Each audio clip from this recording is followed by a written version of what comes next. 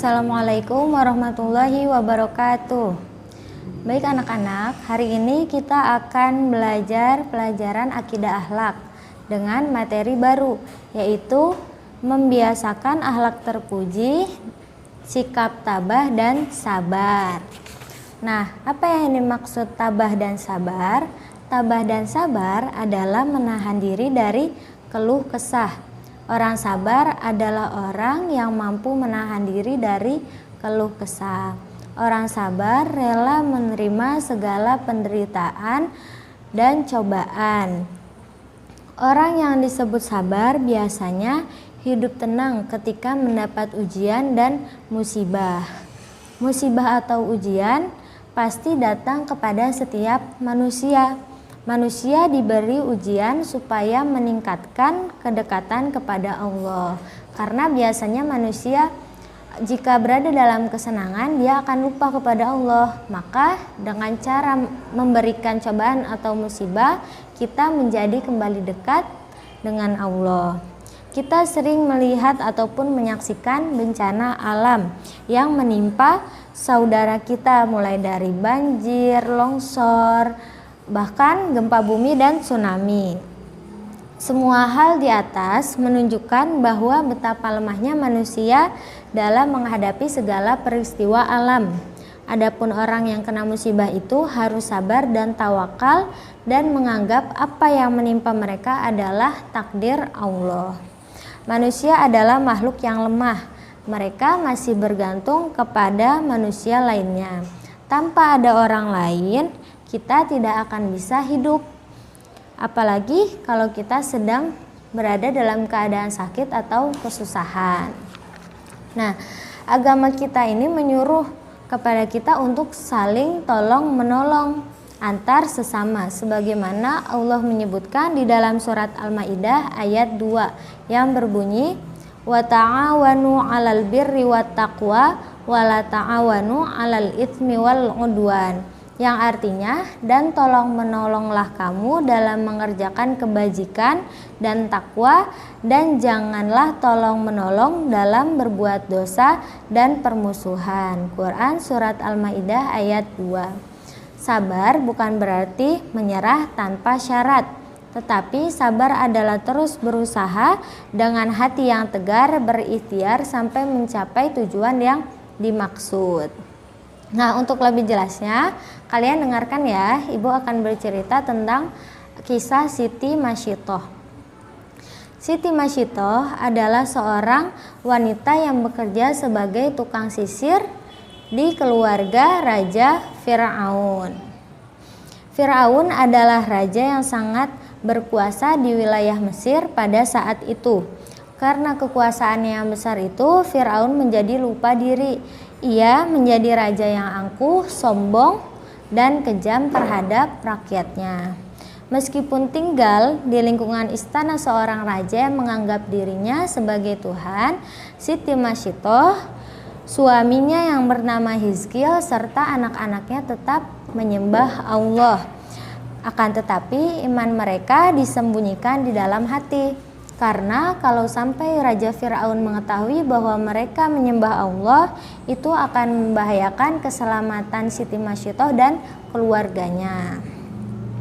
Pada suatu hari ketika Siti Masyitoh sedang menyisiri rambut putri Raja Fir'aun, tiba-tiba sisir yang digunakan jatuh dan terlepas. Siti Masyitoh terkejut, lalu ia menyebut nama Allah. Ucapannya pun terdengar oleh putri Raja Fir'aun. Lalu putri Fir'aun ini bertanya, siapa Allah itu? Allah dialah Tuhan yang Maha Esa, jawab Siti Masyitoh. Apakah ada Tuhan selain ayahku? Tanya putri Fir'aun. Ada, yaitu Allah. Hanya dia yang patut disembah, jawab Siti Masyitoh. Jangan sebut nama itu lagi, kata putri Fir'aun. Tidak, saya akan tetap menyebut nama Allah. Dia adalah Tuhan saya dan Tuhan ayahmu juga, kata Siti Masyitoh. Putri Raja Fir'aun pun merasa tersinggung dan mengancam. Awas, akan adukan kamu kepada ayahku. Silahkan, saya tidak takut, jawab Siti Masyiah dengan tenang dan tegar. Rupanya putri Firaun ini benar-benar mengadukan hal itu kepada ayahnya. Firaun marah mendengar pengaduan putrinya itu. Siti Masyiah pun dipanggil menghadap Raja Firaun. Betulkah kamu menyebut nama Tuhan selain aku? Tanya Firaun. Betul, jawab Siti Masyiah. Siapa Tuhanmu itu? Tanya Firaun. Tuhanku adalah Allah, jawab Siti Masyiah dengan tegas. Mendengar jawaban Siti Masyiah, Firaun bertambah marah sambil membentak, kalau kamu masih ingin hidup, jangan sebut lagi nama Tuhan Allah itu. Siti Masyiah diam saja. Nah, karena Siti Masyiah hanya diam saja, akhirnya Firaun membentak lagi sambil mengancam.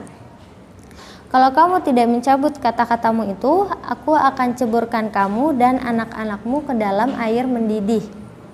Siti Masyiah tidak gentar sedikit pun mendengar ancaman dari Raja Firaun. Ia tetap tenang dan menjawab, saya tidak takut kepada siapapun, saya hanya takut kepada Allah, Tuhan seluruh alam, tidak ada Tuhan selain Allah. Cukup, bentak Firaun. Firaun sangat marah. Kemudian ia menyuruh para pembantunya untuk menyiapkan belanga besar yang terbuat dari kuningan. Belanga itu diisi air, kemudian dimasak sampai mendidih. Setelah itu Firaun memerintahkan agar anak-anak Siti Masyiah diceburkan ke dalam air yang mendidih. Tapi sebelumnya Masyiah meminta agar tulang-tulangnya dan tulang anak-anaknya untuk dikuburkan. Permintaan itu dikabulkan oleh Firaun. Kemudian satu persatu anak-anak Masyiah pun dilemparkan ke dalam air mendidih. Kini tinggal anaknya yang masih bayi. Masyiah sangat iba dan kasihan terdapat anaknya yang masih menyusui itu. Ia kelihatan sangat ragu-ragu. Melihat hal itu, Firaun menawarkan, jika kamu sayang kepada bayimu, kamu dan bayimu akan diselamatkan dengan syarat kamu lupakan Tuhanmu itu. Pada saat itu keajaiban terjadi. Atas kehendak Allah, bayi yang sedang digendong pun dapat berbicara. Bersabarlah wahai ibuku, janganlah ibu merasa ragu, sesungguhnya Allah bersama kita. Mendengar ucapan bayinya, hati Siti Masyiah bertambah yakin bahwa Allah adalah Tuhan yang Maha Esa, yang Maha Pengasih lagi Maha Penyayang. Akhirnya dengan wajah berseri-seri sambil mengucapkan Bismillahi tawakkaltu ala Allah, Allahu Akbar, Siti Masyiah bersama bayinya terjun ke dalam air yang mendidih. Siti Masyiah, seorang yang teguh pendirian dan kokoh imannya, telah dipanggil oleh Allah yang Maha Kuasa. Baik anak-anak, sampai di sini ya pelajaran kita, dan untuk tugasnya kalian bisa mengerjakan halaman 44 bagian A dan B dan dikerjakan di buku tugas. Mungkin cukup sekian pelajaran yang dapat Ibu berikan. Terima kasih. Wassalamualaikum warahmatullahi wabarakatuh.